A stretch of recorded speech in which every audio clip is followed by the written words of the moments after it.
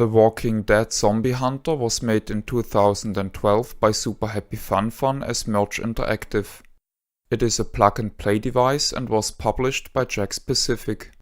It is themed after a TV series, which itself is based after a comic series, all with the same name. The Walking Dead takes place in a post-apocalyptic North America after a zombie outbreak occurred. The gun consists of two parts which are stacked together. The build quality is good and the gun doesn't feel cheap. An infrared light source is placed at the TV in order to allow the gun to measure in which direction it is pointed. The tracking works similar as the tracking at a Nintendo Wii. The gun contains the gaming system itself and is plugged into the TV via RCA connectors, transmitting composite video. The system is powered by 4 AA cells and the light source by 3 AAA cells. The gun lacks a rear sight.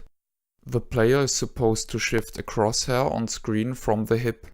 Sadly, the calibration screen at the beginning of the game is fake and doesn't calibrate anything. It is just a tutorial segment teaching the player how to shift the cursor onto a target and fire. The game consists of a story mode and a survival mode. These modes unfold over 7 levels. After beating a level in story mode, it can be freely selected in the so-called free play mode. In the game's story, the player escapes from a forest and finds another survivor called Glenn after talking to him via a found walkie-talkie. The new team goes to Atlanta in the hope that it resisted the outbreak. However, the town is infected as well. After an attempt of collecting supplies dropped by the army, Glenn gets separated from the player, who escapes alone from the city. The player uses a range of different weapons, all with different characteristics. The light gun is reloaded by actuating the pump action. Weapons, medipacks and ammunition are found in crates or are left after a civilian is rescued. Killing a civilian will yield in a score punishment.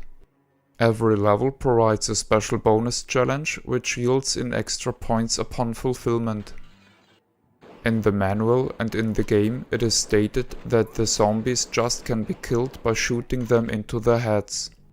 However, every zombie can be killed by every weapon by shooting repeatedly on any body part.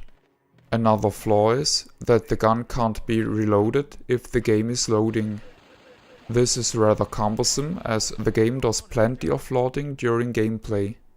Furthermore, the game feels rushed as some cutscenes are very hard to understand and seem to be unintentional leftovers of removed content. Personally, I am very disappointed of the game's fake calibration screen. In episode 44, I interviewed a developer and was told that the calibration was left out intentionally because of a misunderstanding inside the company. I think the game would have been quite decent if the calibration was in place. I am wondering about the target audience of this ESRB T-rated game, as I guess that a normal 13 years plus aged kid would be underwhelmed. I am sure the game would be fun for kids, but the setting and the story are probably not suited for those.